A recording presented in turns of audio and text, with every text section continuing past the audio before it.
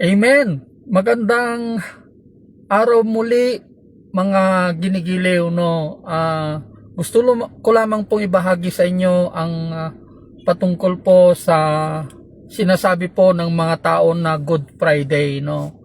So ito po yung pangalawang araw ng kamatayan ng ating Panginoong Jesucristo.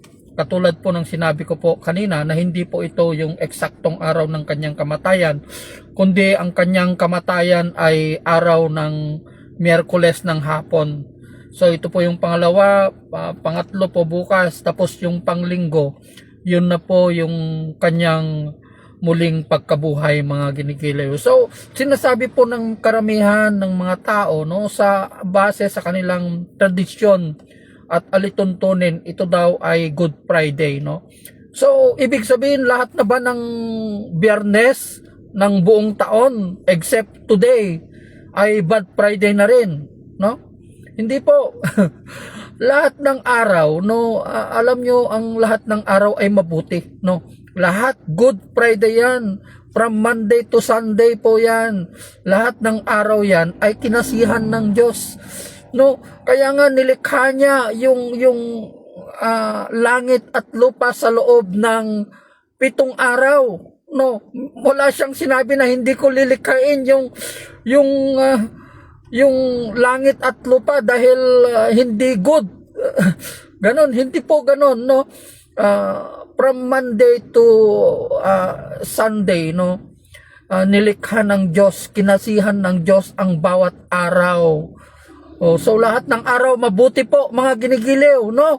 Kaya nga sa ika-7 araw, no, na paglikha ng ating Panginoong Jesucristo sa langit at lupa, mga ginigiliw, He made it perfectly balanced in terms of natural sin and ecological cycle, no. Perfect yung pagkagawa niya sa mundo sa loob ng 7 araw, mga ginigiliw, no. Sa ika-7 araw siya ay nagpahinga.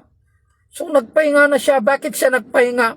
Hindi siya nagpahinga dahil napagod siya, kundi nagpahinga na siya dahil wala na siyang ibang gagawin, dahil ginawa na niyang perpekto ang langit at ng lupa, mga ginigiliw.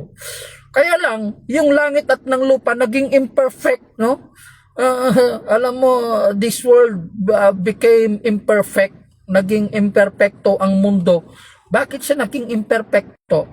Despite na God created perfectly, no, balance in terms of natural sin and ecological cycle, nagiging imperfect yung mundo na ginagalawan natin because of sin.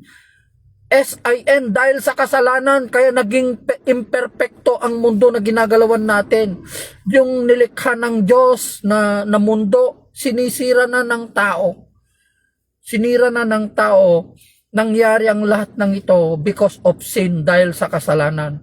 Kaya pagdating ng panahon, mga ginigiliw, yung mundo na ito, gugunawin ng Panginoon. Gugunawin niya po ito, mga ginigiliw, no, masisira po ang mundo na kinagalawan natin. At magtatatag, bababa ang bagong langit at bagong lupa na itatatag muli ng ating Panginoong Jesucristo, mga ginigiliw, no. So ito, lahat ng ito na ginawa na ng Diyos na perpekto, pero naging imperfect ito because of wickedness of people. Nagiging imperfect ang mundo na ito because of wickedness, dahil sa kasalanan ng tao, mga ginigiliw, no. So pagdating ng panahon, no, magugunaw ang mundo na ito na nilikha ng Panginoon at papalitan niya ng bagong langit at bagong lupa, mga ginigiliw. So remember this, yung sinabi ko, lahat ng araw, Monday to Sundays, lahat yan ay kinasihan ng Panginoon. Lahat ng araw na yan, mabuti po yan para sa Panginoon, kasi nilikha po yan ng Panginoon. Magiging masama lang ang isang araw kung ang isang tao gumawa ng kasalanan. Kaya ang araw na yon magiging masama, ang araw na yan, kung ang tao patuloy siyang gumagawa ng kasalanan, no. So dayjay laglagipin yung absat niya. I hope you are being inspired sa salita na ito ng Panginoon, no. So Hindi lang Good Friday, lahat ng araw good dahil nilikha yan ng Panginoon, mga ginigiliw. So, I hope you are being inspired.